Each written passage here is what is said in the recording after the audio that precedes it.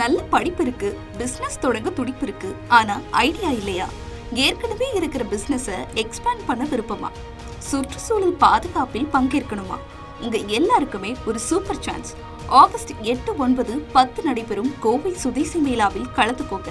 இடம் Kovai Rathnam hall, Pollachi main road, Eachanari, Coimbatore. மாறப்போகும் தலையெழுத்து உங்களுக்கு மட்டுமில்ல, இந்தியாவுக்கும் தான். உடனே ரிஜிஸ்டர் பண்ணுங்க. மேலும் தகவலுக்கு 9774111119 என்ற எண்ணை அணுகவும். நாடாளுமன்ற மழைக்கால கூட்டத்தொடர் தொடங்கிய நாள் முதல் நீட் தேர்வு முறைகேடு விவகாரம் தொடர்பாக எதிர்க்கட்சிகள் அமளியில் ஈடுபட்டன.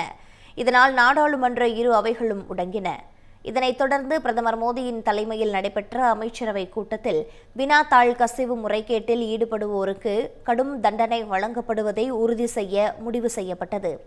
பொதுத் தேர்வு முறைகேடுகளை தடுக்கும் வரைவு மசோதாவிற்கு ஒப்புதலும் அளிக்கப்பட்டது. இந்நிலையில் வினாத்தாள் கசிவை தடுக்கும் வகையில் பொதுத் தேர்வுகள் சட்டம் 2024 திருத்த மசோதா மக்களவையில் இன்று தாக்கல் செய்யப்பட உள்ளது. சட்ட திருத்த மசோதாவை பிரதமர் அலுவலக இணையமைச்சர் ஜிதேந்திர சிங் தாக்கல் செய்கிறார். இதனையொட்டி மக்களவை உறுப்பினர்களுக்கு மசோதா நகல் விநியோகம் செய்யப்பட உள்ளது. தமிழ் ஜனம் சேனலை சப்ஸ்கிரைப் பண்ணாம பார்த்துட்டு இருந்தீங்கன்னா மறக்காம சப்ஸ்கிரைப் பண்ணிடுங்க.